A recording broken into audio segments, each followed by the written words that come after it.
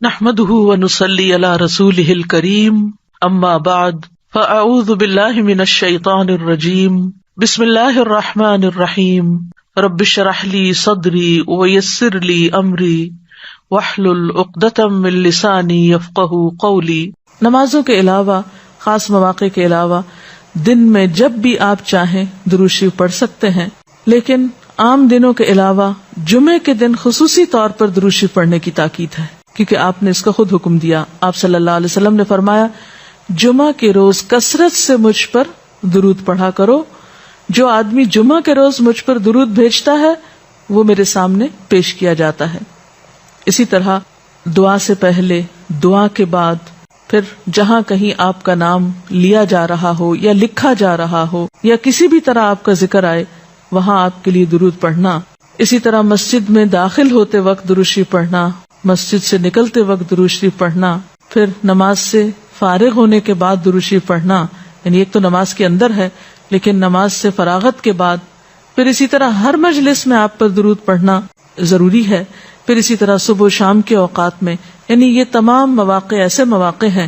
جس میں آپ درود شریف پڑھ سکتے ہیں۔ اور موقع کوئی ہو یا نہ ہو، دن یا رات کی گھڑیوں میں سے جس گھڑی میں آپ چاہیں، جب چاہیں، چلتے پھرتے، کام کاج کرتے، آپ اللہ کے رسول صلی اللہ علیہ وسلم کو یاد کر سکتے ہیں۔ آپ کے لیے درود اور نبی صلی اللہ علیہ وسلم پر درود شریف پڑھنے کے کئی صیغے ہمارے ہاں مشہور ہیں۔ اس میں کچھ تو وہ ہیں جو آپ صلی اللہ علیہ وسلم سے ثابت ہیں، اور کچھ ایسے ہیں کہ جو لوگوں نے بعد میں خود بنا لیے ہیں۔ تو وہ ایسے تمام ورژن یا ایسی تمام عبارتیں جو لوگوں نے خود اس معنی کی بنائی ہیں، خواہ وہ عربی میں ہیں یا اردو میں ہیں، تو ان کو پڑھنے کی حد تک تو پڑھا جا سکتا ہے۔ یعنی اگر نثر میں کوئی ایسی عبارت موجود ہے جس میں آپ صلی اللہ علیہ وسلم کے لیے دعا کی گئی ہے یا آپ کی مدح کی گئی ہے یا آپ پر سلام بھیجا گیا ہے، خواہ وہ نثر میں ہو یا شعر میں، تو اس میں حرج تو کوئی نہیں۔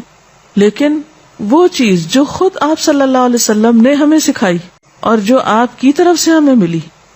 اس کا مقام باقی ہر انسان کے کلام پر کہیں بلند ہے، کہیں زیادہ فائدہ مند ہے۔ تو وہ درود شریف جو مسنون ہے، وہ صیغہ جو آپ سے ثابت ہے، اس کا پڑھنا افضل ہے، وہی اصل درود ہے۔ اور باقی تو انسانوں کے خیالات یا جذبات کا اظہار ہے، خواہ وہ شعر میں ہو، خواہ وہ نثر میں ہو، خواہ وہ اردو میں ہو، خواہ پنجابی میں ہو یا کسی اور زبان میں ہو، وہ تو پھر انسانوں کے کلام ہے نا۔ تو جس طرح اللہ سبحانہ و تعالیٰ کے کلام کو باقی تمام انسانوں کے کلام پر فضیلت ہے، اسی طرح نبی صلی اللہ علیہ وسلم کے کلام کو بھی باقی انسانوں کے کلام پر فضیلت ہے۔ ایک عام شاعر کتنی بھی خوبصورت بات کرے لیکن اللہ کے رسول صلی اللہ علیہ وسلم سے آگے تو اس کی بات نہیں ہو سکتی۔ ایک عام انسان کتنے بھی خوبصورت انداز میں آپ صلی اللہ علیہ وسلم کا ذکر خیر کرے، لیکن وہ اس کے برابر تو نہیں ہو سکتا جو نبی صلی اللہ علیہ وسلم نے خود ہمیں دیا۔ تو بہترین صیغہ وہی ہے جو ہم نماز میں پڑھتے ہیں، جسے درود ابراہیمی کہا جاتا ہے، اور اس کا پڑھنا باعث اجر و ثواب ہے اور اس میں کوئی شک ہی نہیں۔ اسی طرح یہ چونکہ تھوڑا طویل ہے تو اس کو مختصر انداز میں بھی آپ پڑھ سکتے ہیں، مثلا صرف اگر آپ صلی اللہ علیہ وسلم کہہ رہے ہیں تو یہ بھی درست ہے، یہ بھی درود شریف مکمل ہے ایک طرح سے اگرچہ مختصر ہے۔ اسی طرح اللہم صلی وسلم علی نبینا محمد، یہ بھی آپ پڑھ سکتے ہیں، صلی اللہ علی النبی الکریم کہہ سکتے ہیں۔ تو مختصر ہو یا درود ابراہیمی کچھ طویل شکل میں ہو، اصل چیز تو ذکر میں مشغول ہونا ہے۔ تعداد میٹر نہیں کرتی، جتنا وہ احساس اور جذبہ اور عقیدت جو کہ درود شریف پڑھتے ہوئے آپ صلی اللہ علیہ وسلم کے لیے ہماری ہو سکتی ہے۔ تو ہمارے لیے دن میں بے شمار مواقع ایسے ہوتے ہیں کہ جس میں ہم درود شریف پڑھ سکتے ہیں۔ سب سے پہلا موقع تو خود نماز کا موقع ہے، اس وقت تک نماز مکمل نہیں ہوتی جب تک ہم اس میں درود شریف نہیں پڑھتے۔ پھر اسی طرح عام نمازوں کے علاوہ نماز جنازہ میں بھی درود شریف پڑھا جاتا ہے۔ پھر اذان کے بعد درود شریف پڑھا جاتا ہے۔ آپ صلی اللہ علیہ وسلم نے فرمایا، جب مؤذن کی آواز سنو یعنی اذان سنو تو وہی کہو جو مؤذن کہتا ہے، یعنی اذان کا جواب دو، پھر مجھ پر درود پڑھو۔ یعنی اذان کا جواب دینے کے بعد جب اذان ختم ہو جائے تو کیا کرنا چاہیے؟ نبی صلی اللہ علیہ وسلم پر درود بھیجنا چاہیے،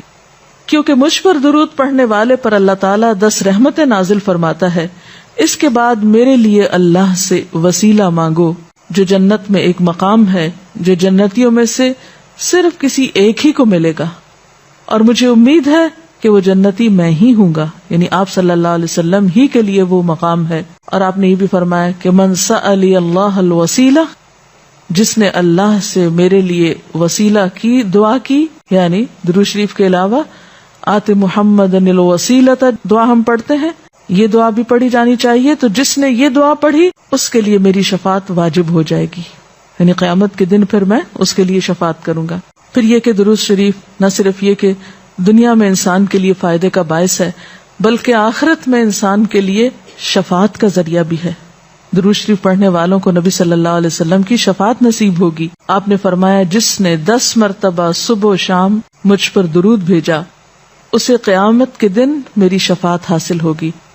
اب یہ کہ اگر زیادہ وقت نہ بھی ملے تو 10 دفعہ درود شریف پڑھنا آخر کیا مشکل ہے، کتنی دیر لگ جائے گی، لیکن اس کا اجر و ثواب اور اس کا فائدہ کس قدر ہے۔ پھر اسی طرح درود شریف دعاؤں کی قبولیت کا ذریعہ بھی بنتا ہے، یعنی اگر دعا کرنے سے پہلے درود شریف پڑھا جائے اللہ تعالیٰ کی حمد و ثنا کے بعد تو اس سے دعا کی قبولیت میں اضافہ ہوتا ہے۔ نبی صلی اللہ علیہ وسلم کے ساتھ حضرت عبداللہ بن مسعود اور حضرت ابوبکر اور حضرت عمر تشریف فرما تھے، تو حضرت عبداللہ بن مسعود کہتے ہیں کہ میں نماز پڑھ رہا تھا، میں بیٹھا تو پہلے اللہ تعالیٰ کی